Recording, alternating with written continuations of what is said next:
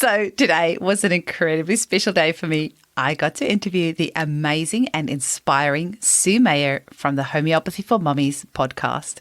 I discovered the Homeopathy for Mommies podcast a few years ago now, and I'm pretty sure I've listened to every single episode. Sue was one of the people who inspired me to start this podcast. She has the most beautiful heart, and she shares her love for homeopathy so passionately, and she has the most gorgeous laugh. I absolutely love listening to her and learning from her, and I've been recommending her podcast to my clients and friends for years. So if you haven't already, check out Sue's website, www.homeopathyformommies.com. So that's MOMMIES. Also her podcast, Homeopathy for Mommies, and her book by the same name.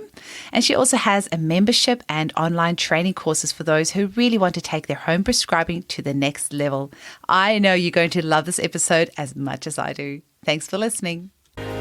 Welcome to the Homeopathy Hangout, where we discuss all things homeopathy from around the world. And now my mum and your host, Eugenie Kruger. Hello, homies, and a very warm welcome to Homeopathy Hangouts. Today, we speak with the incredibly lovely Sue Meyer, who's one of my absolute favorite homeopathy heroines. Welcome, Sue. Oh, you're so sweet. Thank you, Eugenie, for having me. Now, I already had some fangirl gushing out of the way before we started, but you're going to have to let me have a little bit more gushing because your podcast has inspired me for years. I think I said to you that I have a 110-kilometer round trip daily to get to the clinic, and you have been in my ear holes for years and probably hundreds of hours. And your passion that you have for sharing homeopathy with the masses is what really has inspired me to do the same, because homeopathy is so amazing. And I think with the two of us, we could probably do like a 12-hour podcast of how amazing homeopathy is. But just the way that you share it and the passion that you share it has really inspired me. So I personally want to thank you for everything that you've done in my life without even knowing. You're so sweet. Well, I guess you're welcome. Your thank you is embarrassing me, but I appreciate that you appreciate the efforts, because it is an effort. I know you do do your podcast, and it's a lot of work, but at the same time, I can't not share my excitement. And when Felice got me started in the podcast, I was like, oh my gosh, what am I going to say? How am I going to do this? And anything, one thing leads to another. And I do like being able to share my excitement. So thank you for even taking it one step further.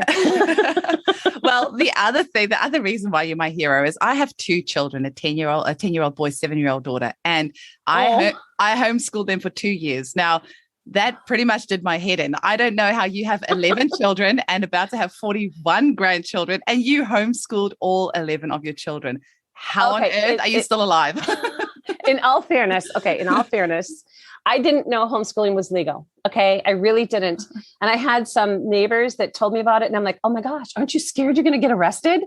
And they said, no, it's perfectly legal. And I'm like, I didn't believe them. Honestly, I didn't for almost a whole year.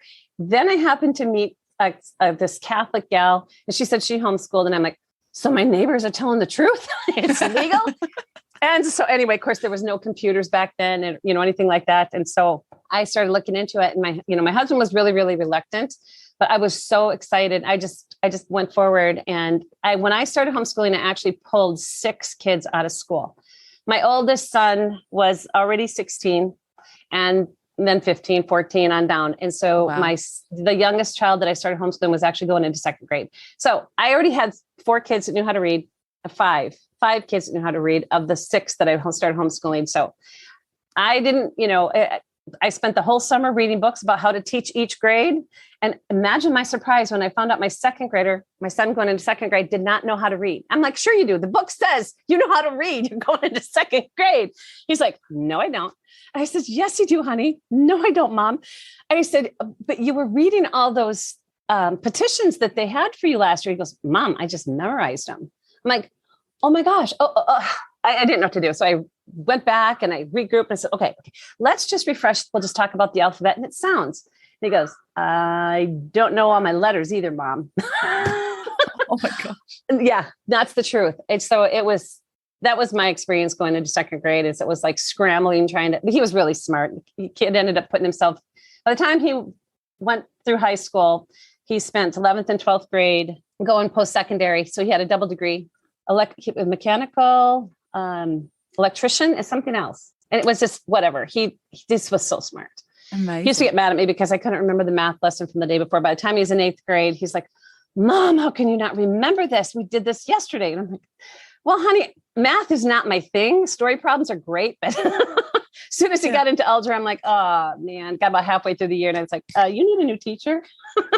Yeah, I don't even think my son will be that old before he outdoes me in maths. My brain does not work that way.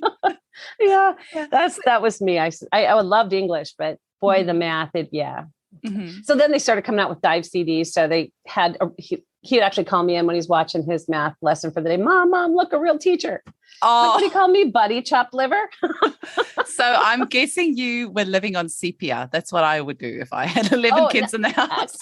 No, the funny thing is I was always, I was tired. When I was pregnant, I was tired. But no, we always had a huge garden. And I walked 2 miles every morning. I would get up at 5 o'clock in the morning. And so I was up 2 hours before about an hour and a half to 2 hours before I had to get the kids out of bed. So I had my walk in, my chores in, something was in the oven being baked for the day. And I'd have the meat out or whatever I was going to have for supper sitting on the counter. So I just put that together during lunch hour. But no, I'm tired now. But when my kids were young, no. And then we had school done, laundry done, everything done by noon, 1-ish. And then the afternoon was ours to play. Then that was just the thing. Okay, kids, let's get it done. So we can go for a walk, or we can go to grandma's, or we can go to the park, or we can go to the lake. And, so we always had something exciting to do for the day. We always had our family meeting. Kids knew what the reward was going to be every day. So no, I did take sepia once thinking that's a good remedy for me, but it wasn't. Oh, really? I have a daughter that really loves sepia, but she's the only one of all my girls that responds well to it. So it's kind of fun. I don't know. So, Sue, how were you first introduced to homeopathy? Well, again, with homeschooling, how moms talk. And it was my 8th baby. And I had started when we were homeschooling, and I had recurring mastitis.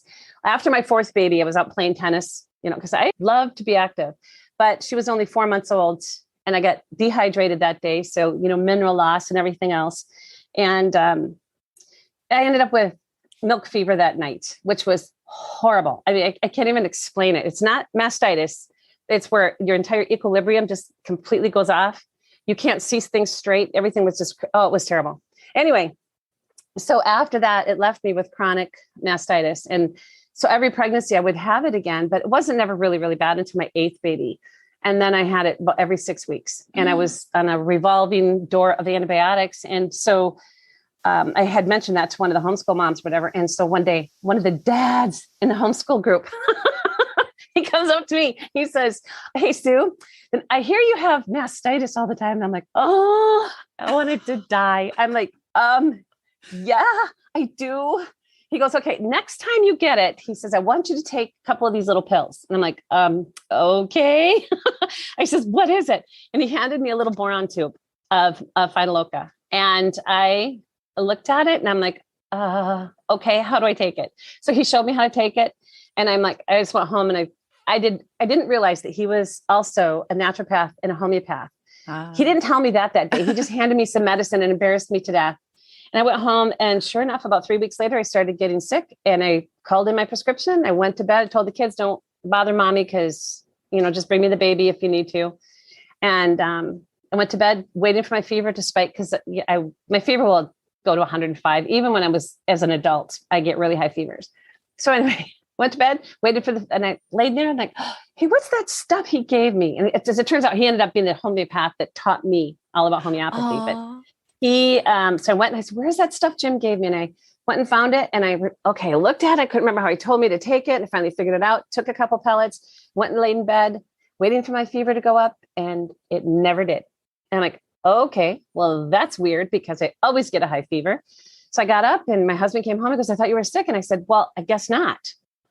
And then instead of 6 weeks, it was 8 weeks before I started getting sick again. I called in my prescription, because my husband would always pick it up on the way home. And so then I went to bed, and I'm like, oh, I'm going to try that stuff again. I took it again, and never got a fever. So then it was about 12 weeks. It was 3 full months before I started getting sick again. I took it again and never got mastitis again after that date. And I went on to have a few more children. So it works. Homeopathy just works. That's amazing. And that is really the one thing where I always think if we can just save somebody from 1 or 2 rounds of antibiotics, because once you've had those antibiotics, it really, it really puts your gut on the back foot. And then if you're breastfeeding and the baby's getting that through the breast milk, it really affects their gut as well. And mastitis, I've only ever had it once and I was delirious with a fever. I swear I had this conversation with my mother-in-law that she said afterwards we did not have, but I was so delirious, and belladonna absolutely saved me. But Right. if we can just get these mums, because you've got a newborn, you're a little bit out of it already. And then you've got this incredible pain and you can't look after this baby. And homeopathy is so safe and effective. I always say, get the script, go get the antibiotics, but just try the homeopathy first. Right. That's exactly right. I tell people, if your doctor prescribes something for you, pick it up. In an emergency, take what you have to do or do what you have to do, but pick it up and always try homeopathy first. And of course, I don't like to red flag the industry either, that I'm not picking up my prescriptions. So, and then you have them if you need them. But absolutely, I don't honestly, I had strep throat all the time.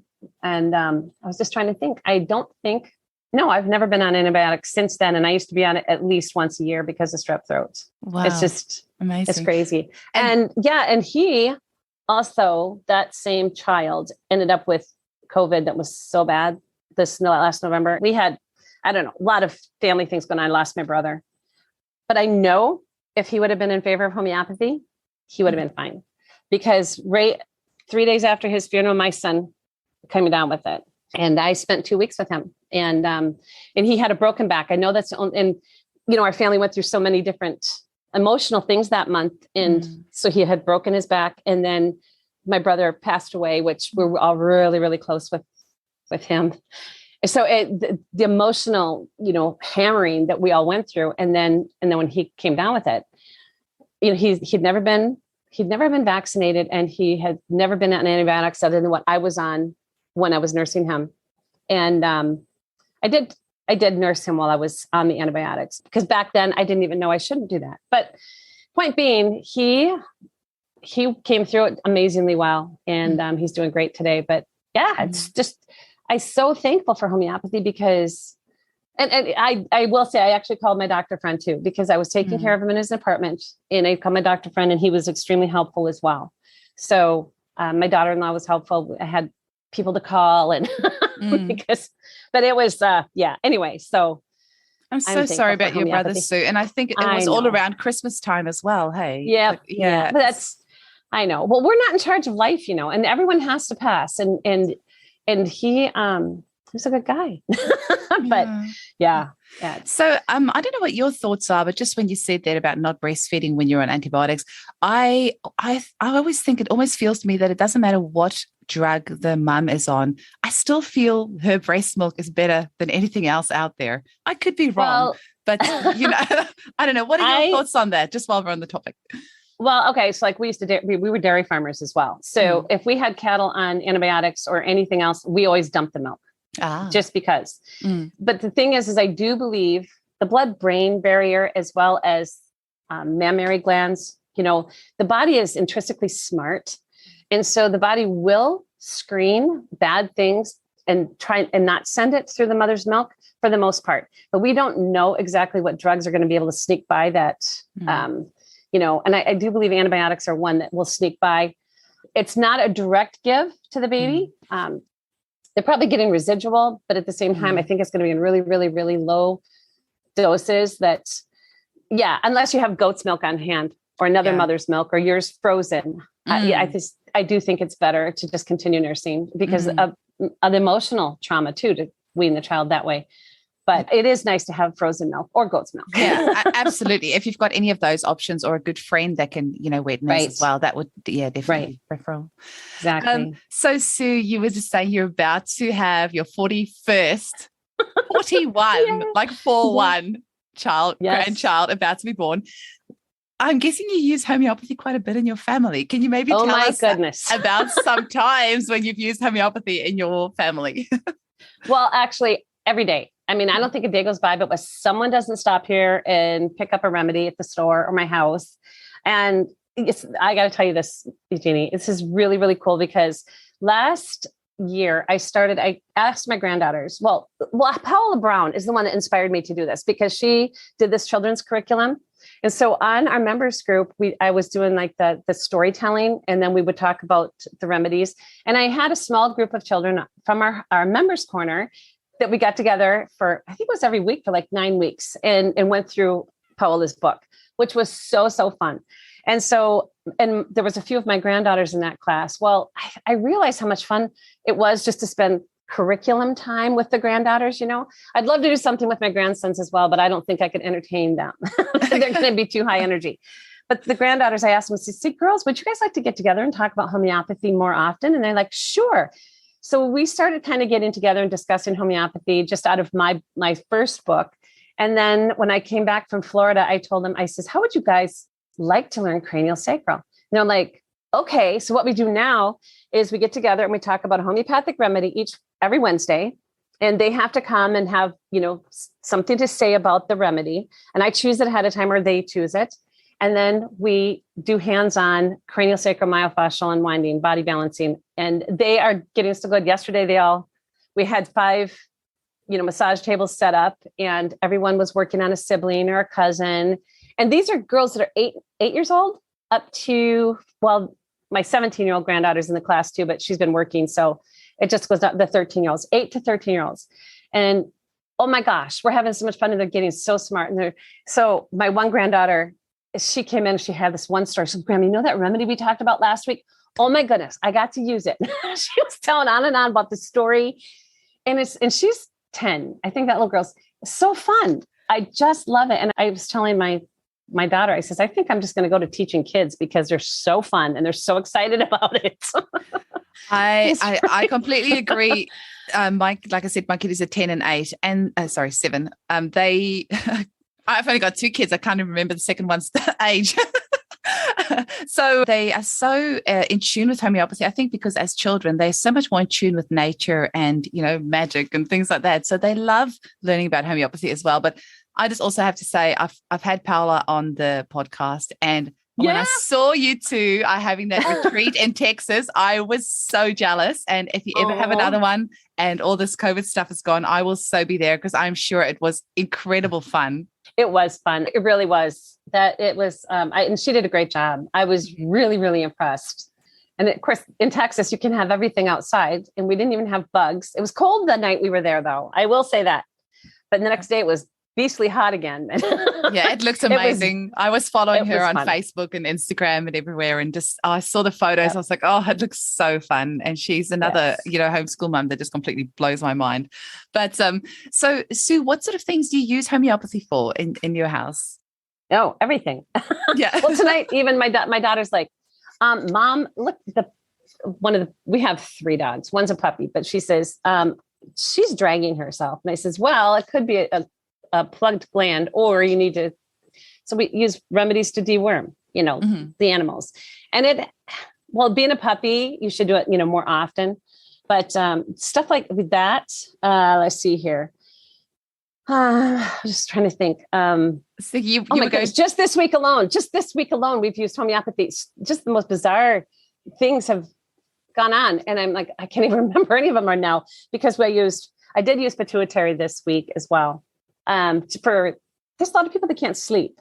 Yeah. And I said, and depending on what else is going on, I says, you know what, just take 3 doses in a week's period of time. And, let me know if your sleep doesn't improve. Mm-hmm. And the sleep improves, but there's a lot of, like I said, I just don't know what's going on in the world as far as hormones getting bumped so far out of balance so quickly. You can have somebody just in perfect health one day and the next day that their hormones are just messed up. So, constantly juggling that. My grandson, I have him on like Rutagraph and Calphos, and I have him on Calflor, Calphos, and for the cell salts, and then Rutagraph because his knees, he's growing so fast that he's having knee problems. Of course, he comes in for cranial sacral work as well, and he loves that. But it's just, we use literally something every day. Yeah. My daughter will come and say, Mom, what do you think I should take? And she'll tell me her symptoms. And so I'll say, well, I don't know. What do you think? I always make them try to figure out what they need, which is because they think I'm going to live forever. Well, I hope you do. So, You're so cute. You said you were going to share a story with us as well about your leg. Oh, my leg. Yeah. Okay. This was, and there is a podcast out there. I'm not sure the name of it, but I have told this story, but I will tell you that my baby, okay, she is now 18 and a half, but she was just a little over a year. And I had taken all the kids, Angela on down. So I had taken my 6 youngest kids. We went ice skating. Yes, in Minnesota, we ice skate. And so we went ice skating and it was the most beautiful day. And anyway, long story short, I had taken my skates off and I was pulling my baby around in a little sled as I skated, and I came back to shore and I thought, oh, it's time we got to get going. The sun's starting to set. And I thought, oh, just one more whip around, because as it turned out, the lake that day was just smooth and clear. And there was no snow on it, which is rare in Minnesota. So I went out to skate again and the ice was cracked a little bit in the middle of the lake. And so my toe pick, and I don't know how it happened. All I know is I crumpled so bad. I felt my leg snap and I hit the top of my head and my knee, everything was underneath me, my leg, everything. And as I laid back and I rolled over to the side to go, because I knew I broke my leg because I felt it go. But of course, you want to throw up. That's instantly, your pain. And one of my daughters was with me. And I said, Sophie, quick, go get the other kids and bring a chair and hurry. So she went, and so anyway, to my 2 older kids, she went and skated and got them. And then they came back with the chair. By the time they got back, I had taken my skate off, which I knew not to do. I knew that was a big no-no because, you don't, but I did. And so, I told them to bring my boots too. So they brought my boots. I put my foot in the boot and they slid me back across the lake and they helped me hop up the embankment.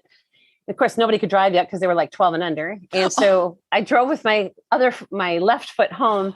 And I says, when we get home, because we were like 5 miles from home, I says, when we get home, I said, somebody run in, get me the arnica and get me the crutches, because I didn't know how long I was going to last, because I wanted to throw up. And the thing is about shock. It doesn't matter how tough you think you are. Your body does go into a form of shock just from pain.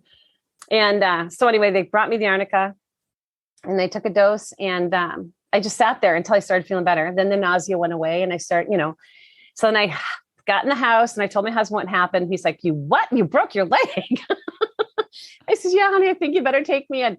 Anyway, long story short, the doctor kind of messed up my leg. Okay, she didn't mess up my legs. They casted it, but the swelling went down. And 9 days later, I rebroke my leg inside the cast. And I called out doctor. They said they couldn't get me in. So I waited overnight and I went in the next day. She took my cast off and wanted me to walk out of the hospital. I says, lady, no. I told you I rebroke it. I felt it snap again. Oh no, look at these x-rays. They look wonderful. My foot looked like a bowl full of jelly. My knee, I still had my foot tied to my knee because my knee was just such a mess. And she says, oh no. So anyway, long story, over the weekend, I was able to get into a foot and ankle specialist. When they looked at my x-ray, this is, oh my gosh, your foot has fallen 49.5% off your leg. And it had been that way now for 4 days. My foot was almost black by now. Oh, and he recasted the foot and then they got me in for surgery a couple of days later and plate and 10 screws. And they still couldn't do anything for my knee because they had to get the leg healed up first. So trying to get around with a knee that was like, it was all the tendon damage in my knee was so extensive. Like I said, I had to tie my foot up to my hip because my knee couldn't hold things together. And so I laid around for literally for weeks. And but it's, how God is so good to us. It gave me a chance to read all these wonderful books. And anyway, so then after how many weeks they took the cast off, and the doctor, the foot and ankle specialist, he asked me if I ever heard of arthritis. And I'm like, yeah. And he says, well, I just want you to know that you will have arthritis in that ankle within months, not years, and you'll never get full range of motion because the tissue damage was so extensive that you're never going to be able to use that foot again. I'm like, what? He goes, and now you can go right down the hall and talk to the knee surgeon and we'll see if we can get that knee fixed up. What the heck? Wow. So I was pretty upset, went home. And I had already been taking homeopathy, and I call it the famous five because my homeopath, the wonderful man that helped me with my mastitis, he told me, he says, Sue, and I did not, oddly enough, I did not take some vitamin healing. My bones wanted to heal perfectly well. That wasn't even an issue because, like I said, in those 9 days, my leg had healed. I just rebroke it. And so anyway, I didn't take some vitamin. I should have, but I did heal up very, very quick. The bone healed. But anyway, I was taking Rudigrav, Bryonia. And oddly enough, I'm thinking all these things for my knee, especially. But the Arnica, Hypericum, Rudigrav, Bryonia, and Roostox. And as it turns out, I did have, I think that was in April or May that I got my cast off. No, it was March, the end of March. By April or May, I realized I had to have that plate and screws out because I kept bumping my leg.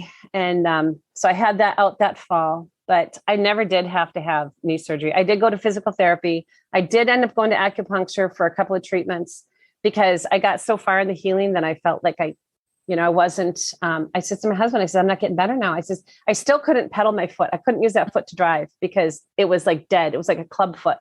Wow. And I just kind of, I have to pick it up and walk. And so I did go to acupuncture. And then on the way home, I could use my foot to pedal to drive home. And then I just kept taking the famous 5. And oddly enough, I know in today's world, we use so many high potencies. I think people are forgetting that the low potencies really work well to heal the organic, the physical body. And so I was using, honestly, 12X. And I think maybe my the Bryonia might have been a 30X, but I think everything else was in a 12X. And so that's what I used for healing my leg. And they couldn't believe I didn't end up having to have knee surgery. And the physical therapist, he's like, how old are you? And I think I was 41 or 42. I was 42 at the time, maybe going on 43. And he says, I cannot believe the way you've healed. He says, this is incredible. And, so he says, what are you using again? And so I told him, and I was using essential oils too. I did use spruce, fir, and lemongrass for essential oils, to nourish the muscles and tendons of the leg and my knee, especially. Yeah, I really love the low potencies as well for that physical healing. I love it for that. It's great. Yeah. So that was 17 years ago now. And I have no arthritis. I jog every day. Fact is, I just went for my 2-mile walk run. And, and I forget I had a broken leg. I really do. I have full range of motion. Even my granddaughter was out walking dogs the other day. We ran up a hill. She goes, gee, Grandma, you're fast. Oh, best compliment ever. That's incredible, Sue. And, that's the thing with homeopathy is people get these grim diagnoses of what they can look forward to, in future. But then with the use of homeopathy, you're able to let the body heal so incredibly. Your famous 5, can you quickly run through that just slowly for our listeners? Sure. Arnica, Hypericum, because the Arnica is for the trauma, the healing, Hypericum for the nerve pain, and then Rudigrav was for the tendons, and then Bryonia and Roostox. They're both good for tendons, of course, and muscles, and they cancel each other out, but they also complement the action of each other. So it's really interesting how they work so well together, but they really do. It's pretty amazing. So yeah, and I have had people take those remedies and get off workman's comp within 2 weeks, and it's very amazing. Amazing. And when you take them, just for our listeners as well, do you just take them all together, or do you put them together in a water bottle and shake it, or how do you use it? Okay. When I was healing my leg, I tell people for long-term use, I like them to have all 5 individual remedies. And when I actually was in bed for so long, or in my chair, that I would have them on one side, of the bedpost or the end table, and I'd move them to the other side. As I got up and I was more mobile, I would put them in my left pocket, and I just took them randomly. And then I would just move it over. I'd take the remedy and move it to my right pocket. And when everything was in my right pocket, I'd move everything back over to my left pocket. And I didn't pay attention because you get busy. Even you're supposed to be laying around, you're busy. Absolutely. And so if I do tell people they've had tremendous luck putting them together in the same bottle, I don't really like to, but as long as they're X potencies, you can. And men, it seems to work well for men who are out working, because they're not going to take all 5 of them. And so I tell people, I says, you can do it if you have to, but it is best if you can take one at a time. Mm-hmm. And it's interesting you mentioned you didn't take some phyton, which is made from the herb comfrey. I know. That's bone, but you were saying your bones were healing really fast anyway. Yeah, I didn't have a problem back then with healing, but I probably now. My husband, we always joke because, I say to him, obviously if you're able to have access to raw milk, that's going to be really good for you. So maybe it's growing up on that dairy farm and having the raw milk that my husband's always saying, his bones are so strong from all the milk that he drinks. I'm like, no, milk is acidic. It pulls the calcium from your bones, but it's just, I know our homogenized and pasteurized milk that we drink these days. I was going to say the raw milk. Yeah. The fact is at that time we were milking cows. Mm-hmm. We had cows, our own milk cows. I grew up on raw milk. I always had raw milk. And now we're drinking raw milk again. And for the first time in like 8 years, I have raw milk. And so I'm so happy. I feel so much better having my raw milk again. I don't drink much. I half a cup twice a day. But I just love it. And I actually feel better. It helps to balance my glucose, oddly enough. It's, I do take my glucose quite often because I do have some issues, but that seems to help. And my daughter, who has issues too, ever since, I can't remember which pregnancy it was, she started having problems. She says her glucose has come down so far now that she says, Mom, it's now actually low. I says, good for you. That's incredible. That milk. Incredible. And Sue, you've also written 2 books as well, Homeopathy for Mommies, and there's also Homeopathy Beyond Acute Care. So for our listeners that might not have heard about these books, can you tell them a little bit about it and where they can purchase this and how it will help them? Oh, you're so okay. Well, actually, if they go to my website, Homeopathy for Mommies, they can see both of them. The first one, again, I'll pull it here quick. The first one was a compilation of my notes. And people say, well, how did you decide on these 82 remedies? And I says, they were the ones that were in my closet because they were the ones that I had used for the first 10 years as being a mother. I will say I did have a couple of nosodes in my closet as well. I did have tuberculinum and I must have strep nosode in my closet as well, but I didn't put them in this book because this was I intended this just for mommies, just learning to use homeopathy. And that was my goal, was just to teach moms. Mm-hmm. And even when I first started my podcast, this, was out of this book. And it was just the stories that inspired this book. And so then, as people, like I said, as I continue to travel around the country and teach moms about homeopathy, it doesn't take moms very long to catch on. They want more meat. Sorry. So I'm like, okay, well, I really would like to add more remedies. So then I did, of course, I had studied under Dinesh Chauhan, Indian doctor. I had studied at seminar under him, and Dr. Chatterjee as well from India. Oh, wow. And, how to cure cancer. What is his, it was a seminar on curing cancer. Anyway, I was so enthralled that I learned to start case taking. And when my mentor, Dr. Barbara Lowry, lives now in Texas, she agreed to help me with my cases. So I started case taking and loved it.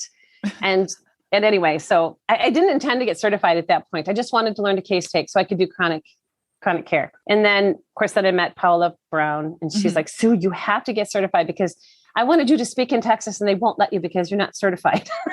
I'm like, well, Paula, I don't really think that that's a good enough reason to get certified. But honestly, you're right, because I want to be accountable and I want people to have a place to go if I, did something to harm them, because I know there are people that there's no accountability for their actions. And I just don't think that's right either. And I want homeopathy to have a good name. And so anyway, that was my reason for getting certified, but Paula really pushed me. And so then I did go through the process of getting certified. And at that point, finally got through that. Then I finished this book, and it was just, I think there's like 206 remedies in this book. Is still small in comparison to how many remedies are out there, but it is a really good slathering of remedies. And as far as, how to use them, and you can always go from there. And when I teach the class, I tell people, okay, so if you get the plant family, this is the plant family because these are all this is the language that you've learned. Mm-hmm. Then you can just Google and you can go into the larger Materia Medica and find the other remedies, because by the time they understand how to do case taking or, how to use families and mineral or plant mineral or animal kingdoms, they're going to know how to do the research. Mm-hmm. But this is just a really good book encompasses the remedies from my first book. Mm-hmm. And then it just takes a little bit further. And like I said, we do name the plants, the kingdoms or the miasm. Mm-hmm. And then we teach the language of those as well. And so it's just, I don't know. I really like it a lot. I actually use it a lot. I like it in the ebook format because then you can just, search words. And oh, that's wonderful that you have the ebook format. Speaking of which, I actually just spotted Patricia LaRue's butterfly book on your bookshelf behind you. And there you go. Oh, it's what I love this. Oh my gosh, Yeah, I love it as well. And Okay. I had the ebook version of that one, but the company that sells it was a little bit tricky. The format they were using you had to actually log back into it. So I then lost my access to the online version, but I do have the physical version. But you're right. When you have the ebook, it's great because what I would do with that butterfly book, sorry, I'm going off topic, is good. If a client was saying something to me and I think that sounds like a butterfly, I could just go Control F and then find the word of where it was in the book and then see which butterfly relates to that one. Wow. So it was really good. So it's wonderful that your book is an e-format as well. So people can buy it and then just, search that way as well. But I also notice your books are spiral bound, which I really like as well. It's does make it easier. You know why that is? Of course, I personally love to crack a book and, a good, stitched book. It's just there's nothing more satisfying. But I was also envisioning because this is what happened to me when I started studying homeopathy is I would have a book out and I would in the middle of the night and I'm sitting there trying to find things heavy enough to hold the book open. Well, I would run and, see if I had something or whatever. And I had a baby in one arm and I'm trying to read a book. So it's just so that you can be reading your book and leave it open where you're at and it's very go take care of the baby or go get the baby. Yeah. All because, we raise 11 kids. And I love that you are doing that with fellow mothers in mind and their dilemma. You know what it's like 2 a.m. in the morning when the kids got an ear infection or vomiting or everything else and the practical aspects of what is involved when you're trying to care for your kid and trying to find the right remedy at the same time. Right. So, amazing. Yeah. And you also have a membership. Are people still allowed to join? How does that work? Well, I will tell you, I'm not in charge of that. I have my assistant. I know my assistant, Joy. She says she's my assistant. She's my partner. Okay. She's my partner in crime. Wonderful. I just love it. And she takes care of all of the technical stuff. And so, amazing. Well, just to keep the membership very, very safe, she only opens it at certain times. And then she asks people to fill out a questionnaire where they heard about it. Who directed them there, whatever, because we want all of our members to feel very, very safe. So we let people in very slow. It's, kind of sporadic and slow. She will open it again. I think, we have my daughter's getting married in 3 weeks. Another one of my daughters is getting married. And so she said she'd wait till after the wedding and then we'll do another little webinar and then let people fill out questionnaire and come in again. But absolutely. They can email. I wished I had the address, but it's just info, info at homeopathyformommies.com. And they can ask Joy or Lori about applying to become a member. And it's like when I teach seminars, I always hand out coupons and people can get a free week so that they can see what the membership is like. And we're like you have a Facebook group. I don't do Facebook, but it's private. They say it's kind of like Facebook. And then the members can ask questions and oddly enough, they'll ask questions, like you said, in the middle of the night. There's always somebody that can help them. It's so weird. It's really rare that there's not somebody there to say, hey, okay, what else is going on? It's not just this, but what else is going on? And so the moms help each other. We have a couple of moms that literally answer everyone's questions. It's just hilarious. I know. And so I'll say, it's amazing. I like it a lot. It's the same in my Facebook group. Some of these moms, I'm like, firstly, how on earth did you get so good with homeopathy so quickly? And sometimes they answer questions. I'm like, oh, that's a really good remedy. I wouldn't have thought of that. They actually teach me. But then also just how selflessly they give of their own time to help other mothers. And I actually tried to get my group off Facebook last year and we spent thousands of dollars on creating this incredible platform, but people were just not ready to get off Facebook. And so we ended up just dumping the whole project and just staying in the Facebook group, because my fear is really that, you know, the group might get closed down. You never know. I'm just waiting for the day when I'm going to turn up and Facebook's going to say, you know, well, won't even say, the group will just be gone. So I am really worried about that. But the mums were just not ready to get off Facebook. So it does feel like a bit of a necessary evil. But if I see the incredible support network that we're growing, and I know that you have that with your membership as well, where these mothers are supporting each other. It's creating this incredible community as well, virtually and in person, and just getting back to our roots of helping each other out, like mothers sharing their wisdom, sharing their knowledge, and being there for each other, which is incredible. Exactly. That's exactly right. And like I said, I don't like technology. So, you know, I begged Joy for like 2 years. Joy, isn't there something we could do that's more private? I says, because I would love to be able to tell the whole story. I would love to be able to say anything I want to say. And I wanted to be able to tell my story of what had happened to me and how I was slapped in the, oh my gosh, I'll make sure that Joy gives you a free week so you can get in there and listen to Sue's story. Okay. Because you would appreciate it. You really would. But anyway, I wanted to be able to tell the whole story. And so people could, you know, come in and I think they appreciate it because they know where I'm coming at, because I've known a lot of things for a really, really long time, like all the stuff that's happened with, you know, the last 2 years.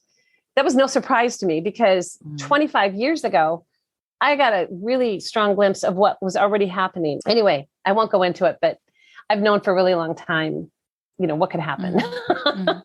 So I have little tease for people to join the membership once it opens back up again. So we'll leave them there. That's a great cliffhanger.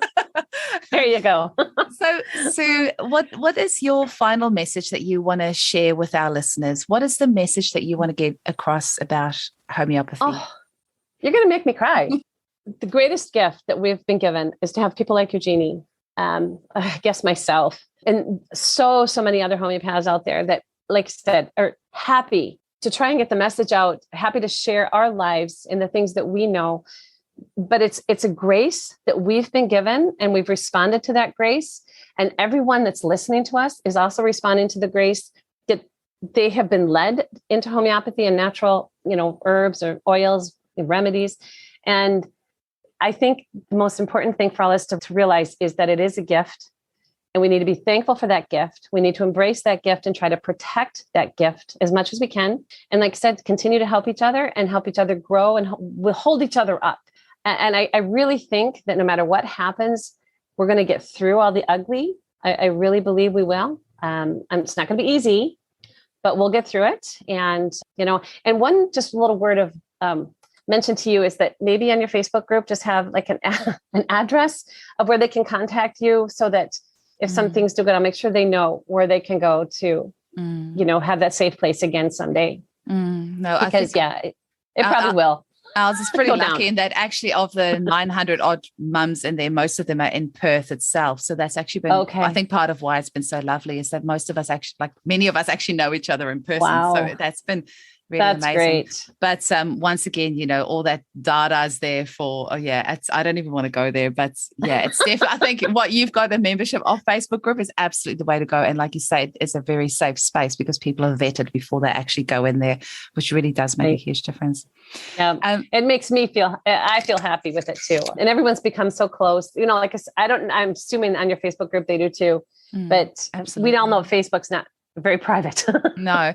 Got to watch what you say a little bit. Absolutely. And the other thing that I love about it in our group, the mums help each other out. Like you were saying before, somebody's always up, you know, breastfeeding their child or woken up by something, and, you know, quickly check their phones and they'll quickly answer some questions. But if people need remedies, the thing that I really love is when mums actually drive over to each other's houses and share remedies. That gets me so excited. No kidding. Love. Yeah. Because that's amazing. Your child's not going to get their ear infection necessarily in business hours. And if you don't have a remedy, it's great if you've got a friend that can help you out. That's great. That is wonderful. Yeah. Well, Sue, it's been so amazing to chat with you. And I urge everyone to go check out your website, homeopathyformommies.com. And check out Sue's membership and also her incredible books. And absolutely check out her podcast. I hear you've had like 500,000 downloads. I have just hit 30,000. So I've got much more to go. Well, I've been at it for a while. And well, the thing is too, is downloads are different than people listening too. Oh, exactly. Yeah. Yeah. So because I don't download everything I listen to. No, I don't. So yeah, I'm sure you're being listened to because you've got a fun voice and you're sweet. Well, so thank you for having me. I really appreciate it. It's a pleasure. I told my daughter, I says, I'm going, for whatever reason, I was nervous about doing a podcast with you. I says, I feel bad now because I just expect everybody wants to do this. I just, it is a bit nerve-wracking. It is a little bit nerve-wracking sometimes, but I think the advantage is that I've listened to you several hundred hours and it's the first time you've met me. So you're so sweet. I just feel like I've always known you. So thank you so much for today, Sue. I really appreciate it. Thank you. I really appreciate it as well. Thank you. God bless you. Same. The Homeopathy Hangout podcast is produced by Eugenie Kruger Homeopathy. For more information, visit eugeniekruger.com. The information presented in this podcast is for educational purposes only and does not replace advice from your medical practitioner. Please read our full disclaimer in the show notes. Thank you for listening.